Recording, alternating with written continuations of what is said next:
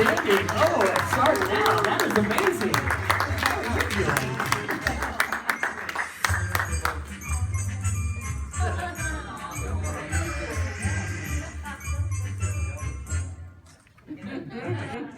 No.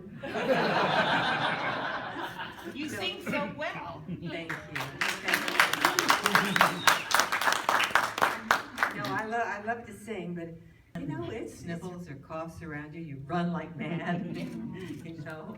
So I got a little tired of that. I like to sing, but I don't think I want to take care of it that well. Question right down here. Speaking of singing, on Genie, from the first season on, there's a little ditty that you used to sing. Young mama, hey, but you're a hobby. I said, yeah, baby. Yeah. Did you come up with that, or was that scripted? No, I came up with it because at the time, I was married to Michael and Sarah, who was Lebanese. And his mother spoke a lot of Arabic in the house. So I learned, and the music, that was a tune that was played. So that's where I got it. And I thought, well, I should use it. That's real. It's an actual song. Yes. Oh, wow. Yeah. I think it means, I love you, my darling. Yeah, habibi is my darling, yeah. Awesome. There's a question in the back. Yes, when you auditioned for Genie, was there a lot of other girls, or did you think you'd get the part? Was it tough? Well, I didn't audition, Really? but there were a lot of other girls.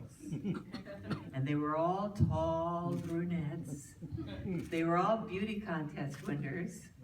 It was, believe me, I used to read about it in our trade magazines, and I'd see Miss Italy, Miss Syria, you know, all the very glamorous tall girls, all 6 feet tall, which of course I'm not.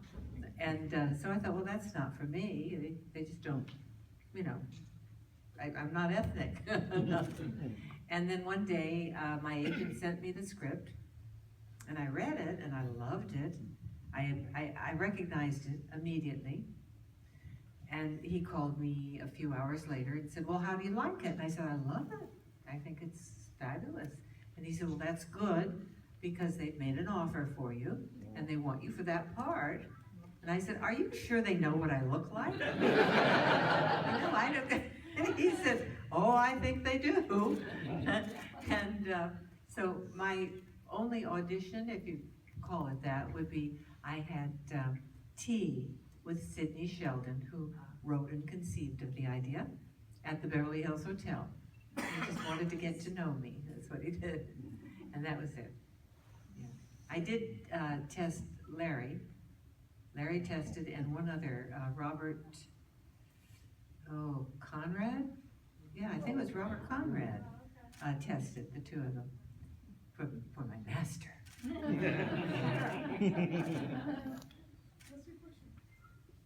Go ahead. Okay, I hope this isn't too inappropriate. Speaking of master, did you ever have anything with him outside of the show? Any question was okay. I said keep the creepy questions out. Talking about Larry? Good grief. Oh. Not that he isn't darling, but he was married and I was married. It never occurred to either one of us, no. Now, Bill Daly. He was a rascal. He really was. He had girls coming in and out of his dressing room. I used to joke.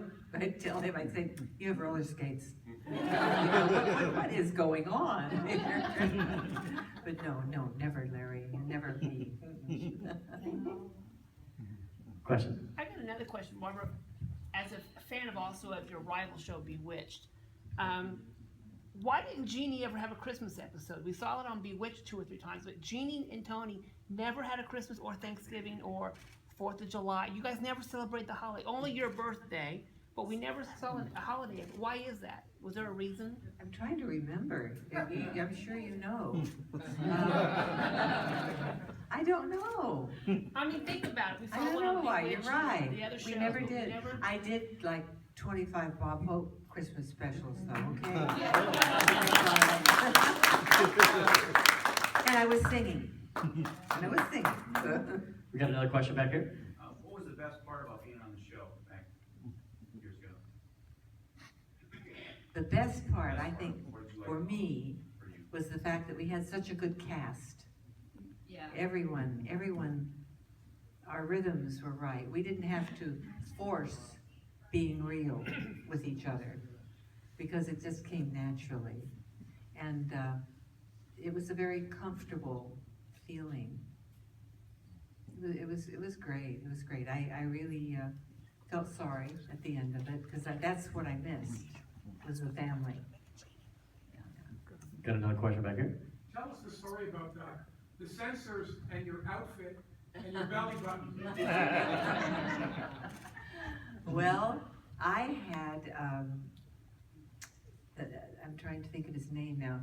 He was with the Hollywood Reporter, and he had a column that was very popular, and it was syndicated all over the United States. And he'd come on the set, and he'd say, "I don't believe you have one." I said, "Nickel peak." You know, cheap.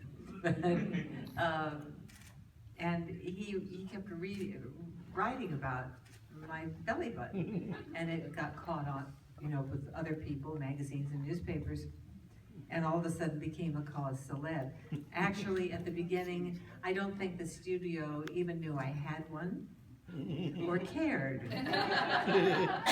because it did peek out every once in a while. You know, I'd put my arms up, and then it would fall down a bit. But then George Slaughter, who produced Laugh-In, and happened to be a friend of mine, and still is, decided that he would premiere my navel on Laugh-In.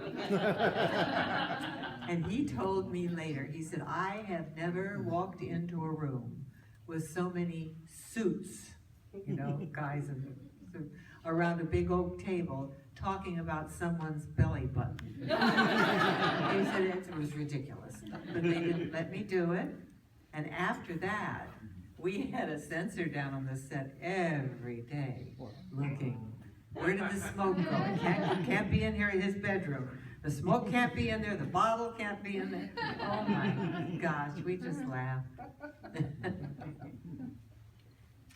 Another question? Right over here, and then you, and then you. Do you remember being in any uncomfortable positions in terms of special effects that they had to do for the show? Did they have to put you in any uncomfortable spots?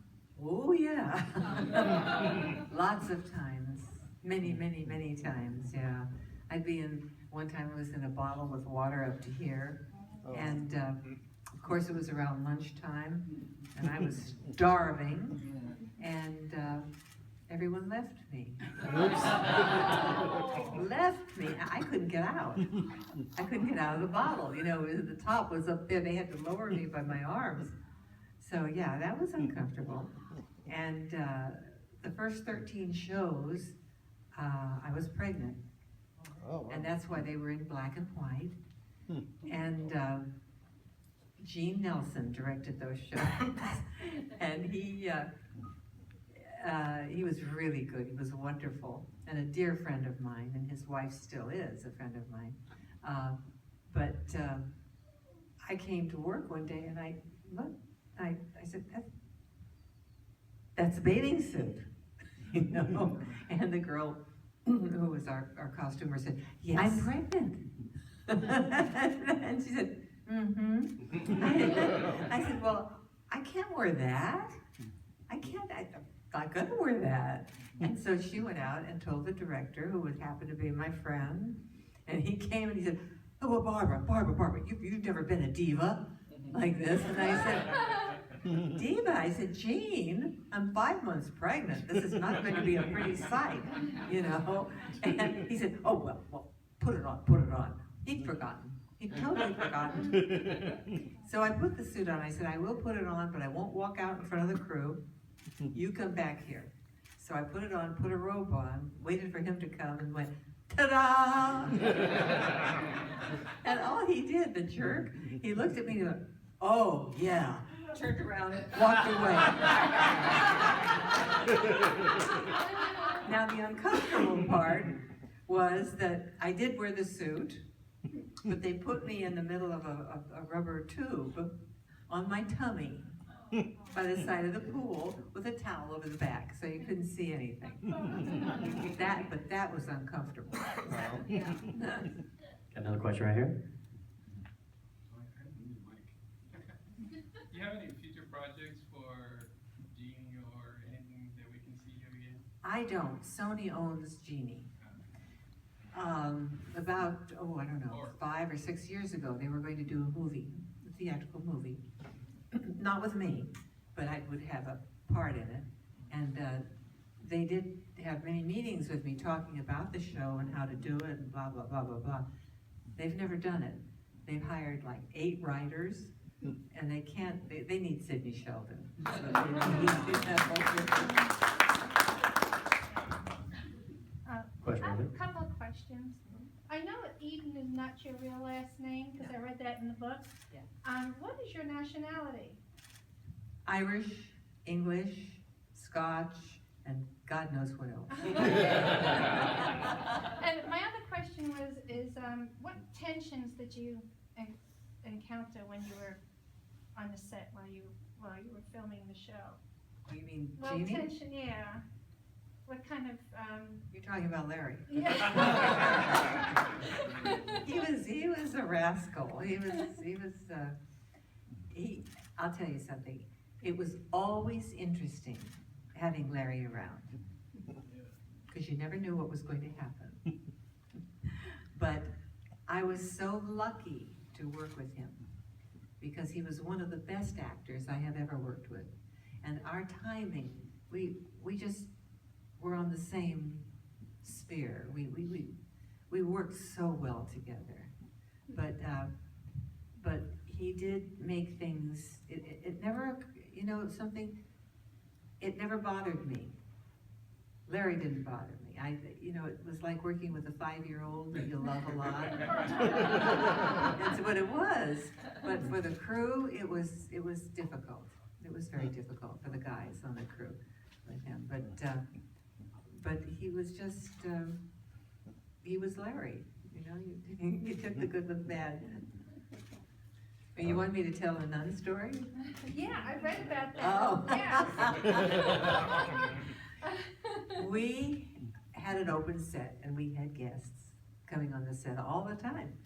And of course, we were all working. Sally Field was across the hall from us, and next door was the witch. Bewitched, thank you. And Elizabeth Montgomery. And I was sort of in the middle there. So that when guests would come, they'd kind of come the 3 sets and visit. And one day I walked out of my dressing room and I looked, and there were 5 nuns. But I mean real nuns. With the habit. the habits, yes. So sweet, all, standing there to see Jeannie and see the set. Larry came out, and I took one look at him, and I turned around and I went back in my dressing room because I knew it. I knew something was going to happen. And he grabbed the axe off the wall, the fire axe, and started doing a dance and hitting the axe on the floor. Said every single nasty word he could think of and some more. I mean, things I'd never heard of. We never had another guest on our set. Wow. Never. All right, we got time for one more question. Back there, yes, sir. For Harper Valley PTA, did you help build the character, or pretty much what they told you how to work the character? No one can tell you how to work a character. That you have to have. They can tell you if you're off, a little bit, or they can hone it, but you have to build the character. Yeah, sure, all you had to do was listen to that song by Jeannie C. Riley, and you knew what that woman was going to be like. So I had a good time with Stella on Harper Valley. I loved it. Yeah. Awesome. That's all the time we have, ladies and gentlemen. Put your hands together one more time to very beautiful sound about the evening. Don't forget to stop by our table, get some autographs, take some pictures.